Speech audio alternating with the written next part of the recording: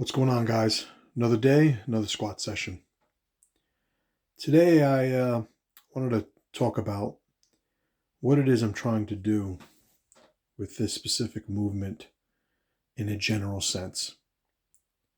What's the approach? Why the frequency? Why the amount of investment in this particular movement? Well, I've spoken before about how I just see the squat as such a functionally effective movement. If we're going to honor the functional design of the human body, you'd be hard pressed to find a movement more valuable, more effective, the biggest return on investment than a loaded squat movement. From the hip, knee, ankle mobility to the benefits of just bearing a load on your skeletal system, um, to even shoulder mobility, proprioception, balance, things of that nature. The squat is, I would argue, the biggest bang for the buck. So that being said, the volume that I address in frequency, meaning the amount of work that I get done by maintaining such a frequent schedule, is by design.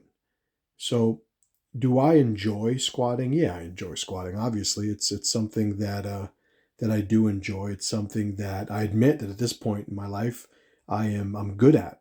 However, you know, every single repetition that I do, especially now since I started using shoes, it's been like a whole new frontier, a whole new chapter in the development of my relationship with the squat. But every single rep, I look at as uh, putting another sort of uh, line down of strength in my relationship with what the perfect movement is.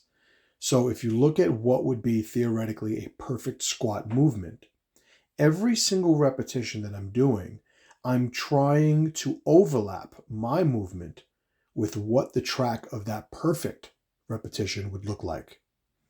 Now, very rarely do I even get close, to be honest, but certainly a lot closer than somebody who's untrained. So every rep that I'm doing has some overlap with that perfect reps sequence of movement, and it has some offset.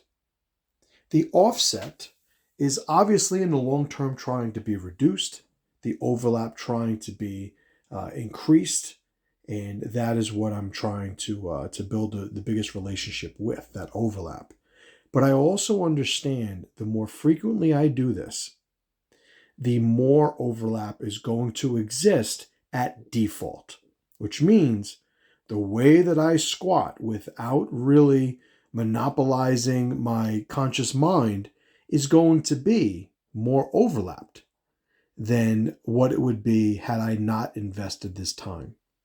All right. So as I build a relationship with this movement, it's a benefit in the squat. I mean, there are a lot of people who are stronger than me. Obviously, a lot of people who squat more than me and more often than me. But I don't think it's it's narcissistic.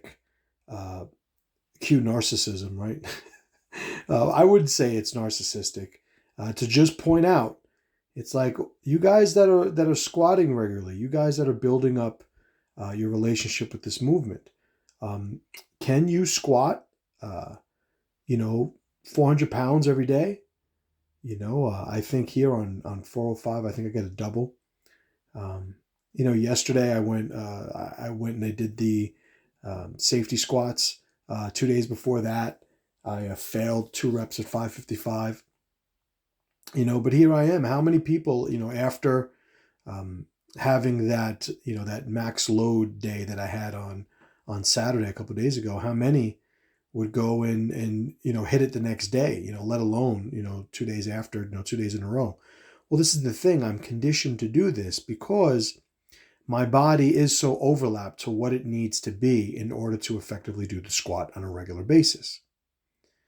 So Did a double with 405, came back down to 135.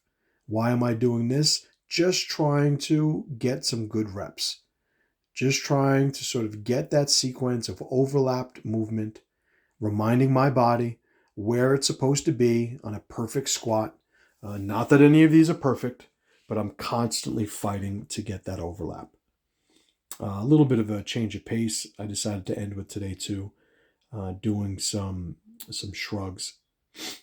Like I said before, I do a whole sequence after this usually. Today it just happened to be I just got into the squats and I did these shrugs and I was done. But most often I am doing a whole workout after this.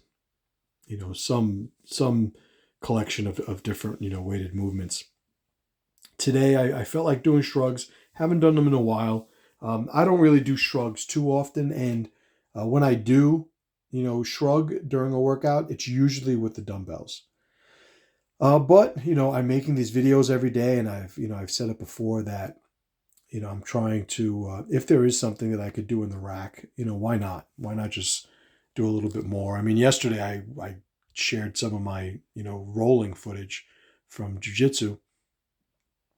Here, uh, just to go over the equipment that I'm wearing today, I still have my on my squat shoes. I didn't change anything out when I went into the shrugs. I have the strong model of the Mark Bell knee sleeves. I have a Pioneer lever belt, and it's the adjustable lever belt. By the way, I don't have any promo codes or anything, nor am I sponsored by Pioneer, but holy shit, that belt is incredible. And I would suggest that you go and do it. Like I said, I'm not making anything off of it, but I really, really am impressed with how the Pioneer belt turned out. And then I have my wrist wraps. The reason I use wrist wraps is because I do have a bunch of elbow issues. I have arthritis. I have bone spurs in one of my elbows. And, if I could minimize the amount of load that I'm putting on my elbows, I do. Because usually, despite me minimizing it, what I still wind up doing is still going to be plenty, for my elbows where they're concerned. I face the other way um, for this set. Why? I literally wanted to have a good shot for the title card for this video. I wish there was a more sophisticated reason I could give you, but it was, what? Um, I'm gonna face it. It's a good shot. I thought it would be a good shot, and I agree that it is. I think it is.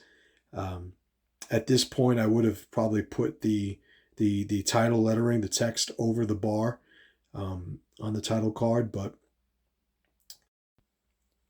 495 is nothing to sneeze at.